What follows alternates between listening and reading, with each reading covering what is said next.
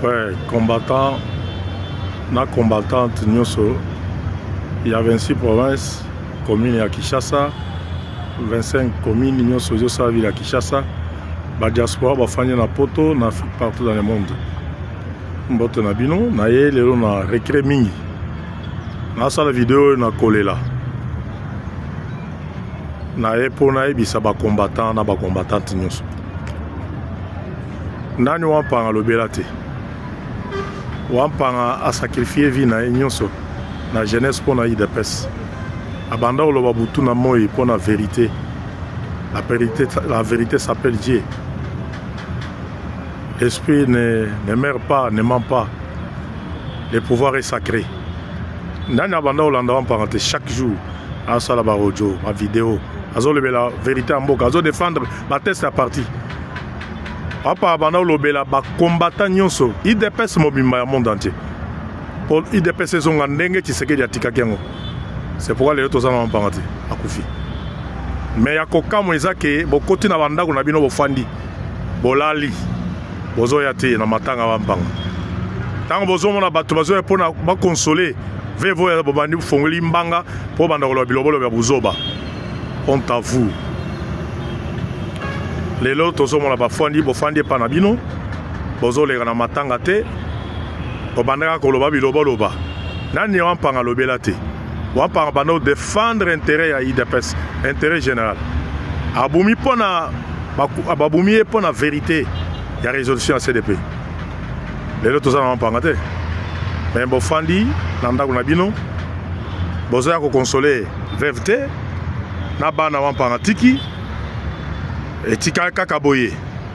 Est-ce que réellement tant que bato bazo le kawa bato ta la place ampa bazo ta la ke wampa bazo le pa bato IDPS.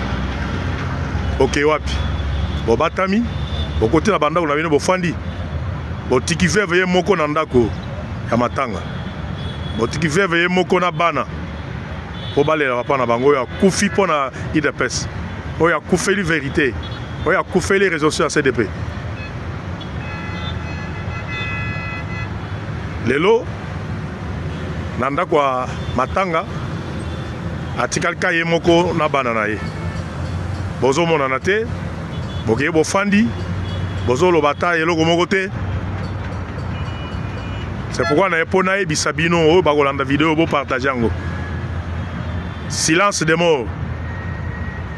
Ba pa bana lobela bino abana lobela population abana lobela bato de personnes combattant na combattante nyonso na landa l'audio ya wampanga te nana landa kolela wampanga te nana landa défense wampanga te pour na IDPS o Tshisekedi atikeli biso o banda o butu na moi la vérité s'appelle Dieu l'esprit ne meurt pas ne ment pas le pouvoir est sacré les lois wampanga tiki biso pour la vérité akei azana mok mais awa na ndako ya matanga bozo lega lisusu te boke bo fandi pa na bino boko kolobelaka na banzela tango bozo mona bato bazo ya po ba consoler vevo ya atiki na bana bozo fongola mbanga po banda koloba honte à vous. C'est pourquoi na epo na ebisa na belela combattant na combattante botele manano conscience na bino ezonga boya tolela wampanga na ndako na ye atiki bana na mwasi présence na bino neza nécessaire za capital mais lelo muntu ata moko ado ekale susté ndena epona ebisa bino ezo sala pasi. C'est pourquoi na sali vidéo pour na rappeler bino wampanga kufi pour la vérité akufi pour na ko défendre intérêt test à parti pour na IDPS saison ndenge Tshisekedi atika kyango boko yebisa biso ni après boko lobani lisusu. C'est pourquoi na epona sala vidéo yo soki bozu vidéo bo partager ngo ba diaspora bo fani na poto na Afrique partout au monde bo telema bola la te bo telema pona koloba justice asala musala nango to lingi to mona justice asala musala nango wampanga toko kunda ete soki justice asali musala na yeze to yo ka vérité to mona vérité na loi ya mpanga.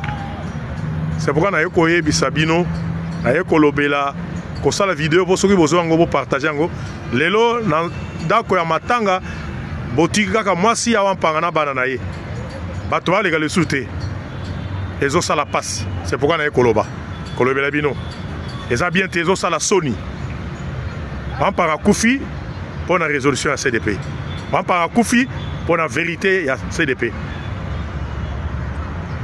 Mais tu es pour toi rappeler bino. Tu as la bino. On parle à Kofi pour l'intérêt na été, pour l'intérêt à banana été.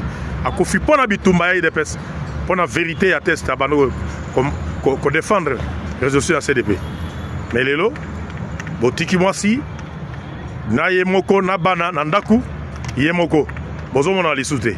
Ndena ko sala vidéo na colère na pasi pour na web sebino. Na panga Kofi libino. Merci.